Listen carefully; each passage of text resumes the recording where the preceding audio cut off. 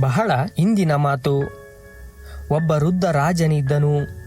ಅವನು ತನ್ನ ಆಸ್ಥಾನದಲ್ಲಿ ಒಂದು ದೊಡ್ಡ ಉತ್ಸವವನ್ನು ಏರ್ಪಡಿಸಿ ಅಲ್ಲಿಗೆ ಒಬ್ಬ ಪ್ರಸಿದ್ಧ ನರ್ತಕಿ ಮತ್ತು ತನ್ನ ಗುರುಗಳನ್ನು ಆಹ್ವಾನಿಸಿದ್ದನು. ನರ್ತಕಿಗೆ ಬಹುಮಾನ ನೀಡಲು ರಾಜನು ತನ್ನ ಗುರುಗಳಿಗೆ ಚಿನ್ನದ ನಾಣ್ಯಗಳ ಚೀಲವೊಂದನ್ನು ನೀಡಿದ್ದನು. ರಾತ್ರಿ ಇಡೀ ನೃತ್ಯ ನಡೆಯಿತು. ಬೆಳಗಿನ ಜಾವದ ಸಮಯ ಬಂದಾಗ ನರ್ತಕಿಯ ಜೊತೆ ತಬಲಾ ಬಾರಿಸುತ್ತಿದ್ದವನಿಗೆ ಆಯಾಸವಾಗಿ ನಿದ್ದೆ ಬರಲಾರಂಭಿಸಿತು. ಇದನ್ನು ಗಮನಿಸಿದ ನರ್ತಕಿ ಅವನು ಎಚ್ಚರಗೊಳ್ಳಲಿ ಮತ್ತು ರಾಜನ ಶಿಕ್ಷೆಯಿಂದ ಪಾರಾಗಲಿ ಎಂದು ಒಂದು ಅರ್ಥಪೂರ್ಣ ಕವಿತೆಯನ್ನು ಹಾಡಿದಳು. ಹೋದದ್ದು ಬಹಳ, ಉಳಿದಿರುವುದು ಸ್ವಲ್ಪ ಮಾತ್ರ. ಈ ಅಲ್ಪ ಸಮಯಕ್ಕಾಗಿ ನಿನ್ನ ಜೀವಕ್ಕೆ ಕಳಂಕ ಹಚ್ಚಿಕೊಳ್ಳಬೇಡ. ಈ ಕವಿತೆಯನ್ನು ಕೇಳಿದ ಕೂಡಲೇ ಅಲ್ಲಿದ್ದವರ ಮನಸ್ಸಿನಲ್ಲಿ ದೊಡ್ಡ ಬದಲಾವಣೆಗಳಾದವು.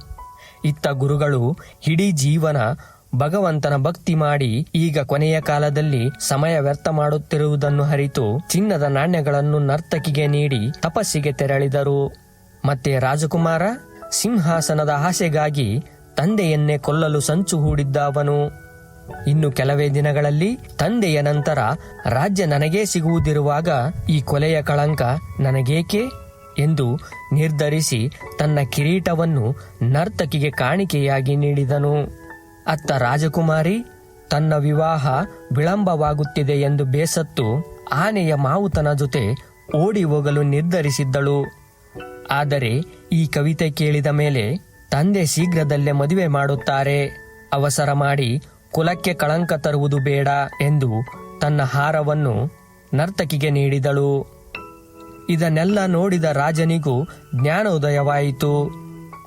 ಅವನು ತಕ್ಷಣವೇ ತನ್ನ ಮಗನಿಗೆ ಪಟ್ಟಾಭಿಷೇಕ ಮಾಡಿ ಮಗಳ ಮದುವೆಗೆ ಸಮ್ಮತಿಸಿ ತಾನು ಭಗವಂತನ ಭಜನೆಗಾಗಿ ಕಾಡಿಗೆ ತೆರಳಿದನು. ಕೊನೆಗೆ ಆ ನರ್ತಕಿಯೂ ಸಹ ತನ್ನ ವೃತ್ತಿಯನ್ನು ಬಿಟ್ಟು ದೇವಭಕ್ತಿಯಲ್ಲಿ ತೊಡಗಿದಳು. ನಮ್ಮ ಜೀವನದಲ್ಲೂ ಸಮಯ ವೇಗವಾಗಿ ಓಡುತ್ತಿದೆ. ಇರುವ ಅಲ್ಪ ಸಮಯದಲ್ಲಿ ತಪ್ಪು ದಾರಿ ತುಳಿಯದೆ, ಜೀವನಕ್ಕೆ ಕಳಂಕ ತಂದುಕೊಳ್ಳದೆ ಒಳ್ಳೆಯ ಕೆಲಸಗಳನ್ನು ಮಾಡೋಣ.